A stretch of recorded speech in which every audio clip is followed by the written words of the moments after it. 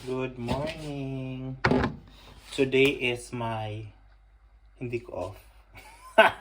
Ano ko ngayon tawag doon? Pang night shift ako from 4 p.m. to 9 a.m. the following day. Ang haba, di ba? Sabi naman parang ang dumi ng microwave.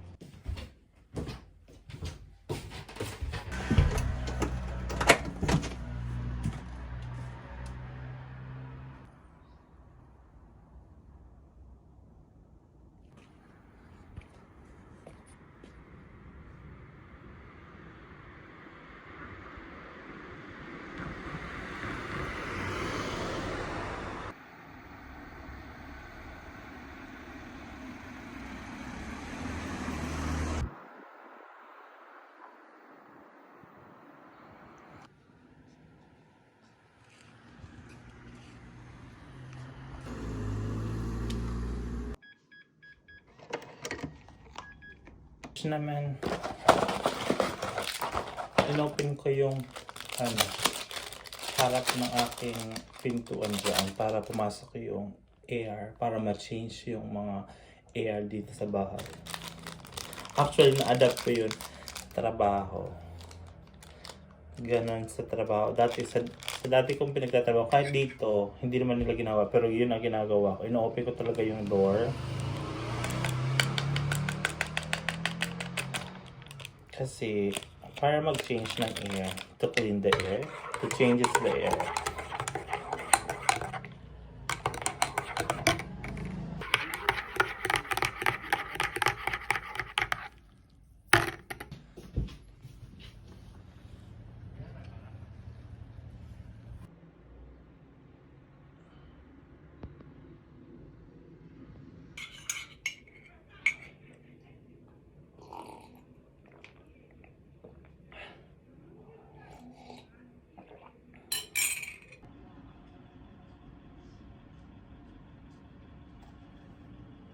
Naman hindi na ako nakapag-vlog kanina pag alis ko sa bahay.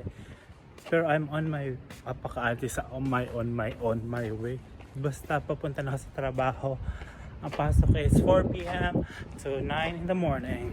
So let's go. No. Utility yun sa amin, mabait yun. 4 sila dyan. Yung isa doon siguro hindi ko rin kasundo. Hindi rin kasi palabati rin. Tinanong ko yung ibang staff, ganun din daw. Hindi daw yung palabati. Pero yung tatlo palabati yun. Nakakachikahan ko din yun din. Yan, pakyat na tayo. May mga baby boy.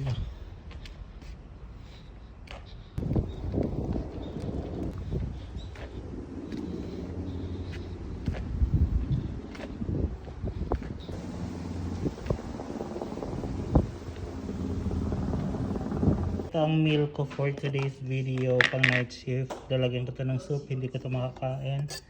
Ito dahil chicken, pwede na, masarap din naman yan. Grabe yung ubo ni mother. Tapos ito, pwede na, ito pa ba? So ito ang aking meal for tonight's video. Yes naman, kainan na. Pagod tong isang matanda, grabe. Si Lolo, mabait siya, kaso lang patayo-tayo siya. Siyempre may possible na matumba to, kasi natumba na to eh. Kakapasok pa lang dito, that time off ako. Yun ang bantayan talaga. Sige na, sige lang aking gana for today's video. Hindi ko alam kung makapag pa ako kasi busy talaga. Yes naman, naka-break lang ako. Ay nako ha, at pa ba? Hindi ko pala nakain yung pinakita ko sa inyo kaninang pagkain. Dahil nung kinagat ko yung manok, parang anlangsa. Wala akong nakain doon. Mabuti may bawan akong noodles. Mamaya ko yung kakainin. Tsaka may mga snack biscuit ako dito. Hindi ko talaga nakain tayo. Ay, pero arte pa ba? Pero arte ako doon sa part na yun talaga at hindi ko na lapse. Ako ha. Grabe na busy ako. Ngayon lang ako nakaupo. Ang pagod ng isang lolong bago. Patayo-tayo siya. Tapos, oh my gosh. Kailangan mo siyang tingnan maya't maya. Upo lang siya sa wheelchair, tapos naglalakad-lakad. Lakad-lakad ba yung tawag doon? Ganun. Tapos titingnan, tapos uwi pa. Nakatulog, anong oras ah? 11 PM na. Nakatulog pa lang. Kaya akala ng iba parang easy money lang ang pagki-caregiver. Pasensyahan talaga. Parang palakasan ng pasensya. Patient is a patient. Yes naman.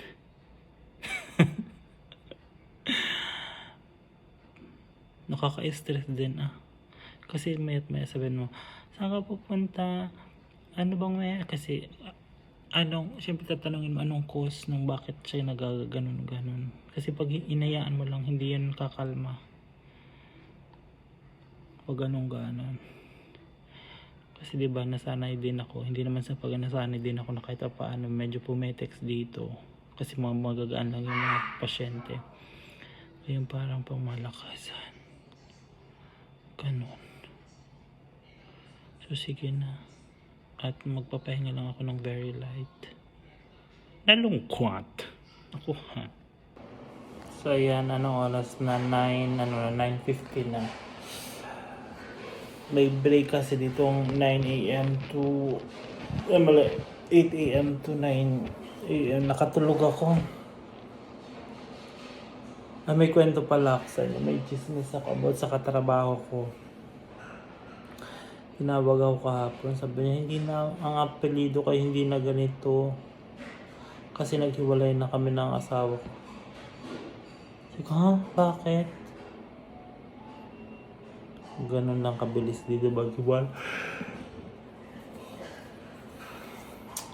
Bibis na ako, mag-uwi na ako. Mamaya ako na kwento sa inyo ha.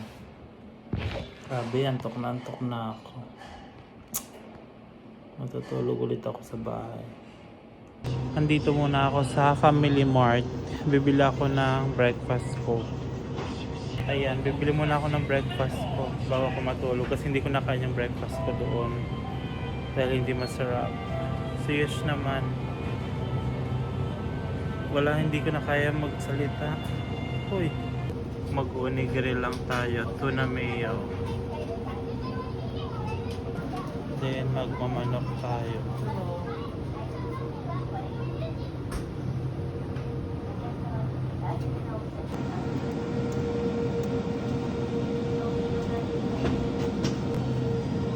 Bakit naman ito?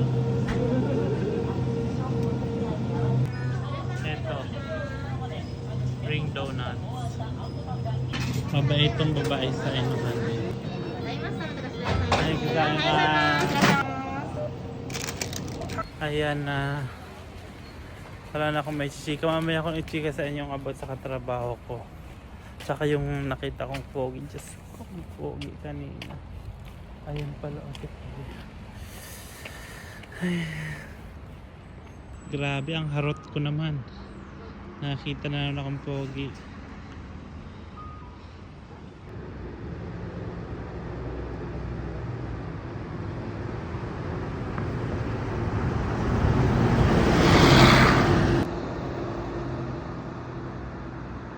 So ayan, naghintay lang ako go.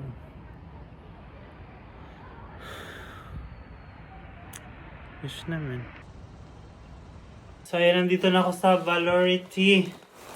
Ito ang aking binili sa Family Mart. Oh, donuts. Then worth 701 yen to. Let's do the math. Mga magkakano. Basta nasabi natin mga 200 pesos. Yung chicken. Sikat na chicken ng Family Mart. Talagang sikat. Kasi ito onigiri. Ayan. Then, corn dog. Ayan. So, enjoy ko muna tong pagkain ko, almusal ko. Then, matutulog ako. Pagising ko, ikwento ko na yung chismis ko ha, para maganda yung chika natin. Bye. Naman! So, ayan, kagigising ko pa lang. So, ayun na, going back sa chismis ko. Sa chismis ko pa lang. Para naman tayong chismosa na ito talaga. Kasi pagdating ko kahapon sa trabaho, sabi niya sa ang katrabaho ko, sabi niya, hindi na ganito yung apelido ko, nagbago na. Sabi ko, bakit? Ito lang tawag mo tapos sabi niya, no yun, nagkwento na, sabi niya, wala, nakipaghiwalay na ako. Sabi ko, ha? Hindi siya pinag-ganon lang ako tayo, hindi ko alam kung anong sasabihin ko. Tapos, syempre, parang naging sensitive din ako sa feelings niya. Kinonsider ko yun. So, sabi ko, okay ka lang yung puso mo. Tapos yung sagot niya, sabi niya, Daija ba yo? Hay, naloka naman ako. Ang bilis lang. Tapos sabi niya, nag-file na kami ng annulment kineme, ganyan, recon. Tapos, final nila. Tapos natapos din within the day, natapos nila. Tapos pwede na nilang gamitin yung yung apelido niya sa pagkadalaga. Tapos yung nagtanong na ako. Ang bilis lang, one day lang. Hindi nga inabot to. Hindi siya inabot ng mga 24 hours o oras-oras daw, sabi niya. Tapos, sabi niya, yung lalaki daw, pwede na rin magpakasal kung may gusto na siya, hindi pa, after 6 months pa siya daw. Sabi niya ha, sa pagkakaintindi ko, after 6 months pa kasi baka daw buntis siya, ganyan. Tapos natanong ko din yung dati kong katrabaho, dati sa dati kong pinagtatrabaho, ganon din. Nakapag hiwalay sila, tapos yun, within the day, pwede ng ganyan. Tapos na yung annulment, gano'n. Ang bilis lang, Tapos, kasi nagkwento na siya kasi lagi daw sila nag-aaway, ganyan-ganyan. Tapos sabi niya, hindi daw sinusuportan yung pambuhay-buhay nila mag-nanay. Parang yung sa bahay lang, pati sa grocery. Tapos yung parang, basta hindi nagtutulungan, ganun yung reason niya. Tapos may tinanong ako sa kanya, iba yung sagot niya, or iba rin talaga yung dating siguro nung pagtanong ko, iba din yung meaning siguro, mali din ako siguro. Sabi niya, mapera yun, ganyan, may sariling cash, may sariling company. Tapos sabi ko, ano sabi ng anak mo? Siyempre yung mga tanong ako, yung parang dapat sensitive ako sa mga question ko, kasi baka may iba yung pinagdadaan. Parang dali lang sa kanya nung mga yung pangyayari na hindi katulad sa ating mga Pilipino na parang dapat careful ka sa mga itatanong mo, baka ma-offend mo. Siya lang, parang relax na yun, sabi niya, wag mo lang akong tawagin ng ganun ha, ganun. Tapos sabi ko, yung anak mo, sabi niya, okay lang. Sabi ko, bakit naman okay lang? Kasi hindi niya naman pala yung tatay, pero bata pa yung katrabaho ko. Tapos yun, lilipat na sila ng bahay. Sige, ilang taon na kayo nung kinasa, sabi 2 years lang pala sila. Talagang chismis na ako. Yun lang. Parang okay lang sa kanya, ganun kadali. Sabi niya, so tatanoshi ko na, parang hindi daw sila masaya, wala daw silang ginawang masayang something ganyan sa 2 years. Kaya nag-agree ko na siya, parang, ganun kadali. Pero decision naman nila yon. Gusto ko lang ikwento kasi ganun kabilis yung annulment ha.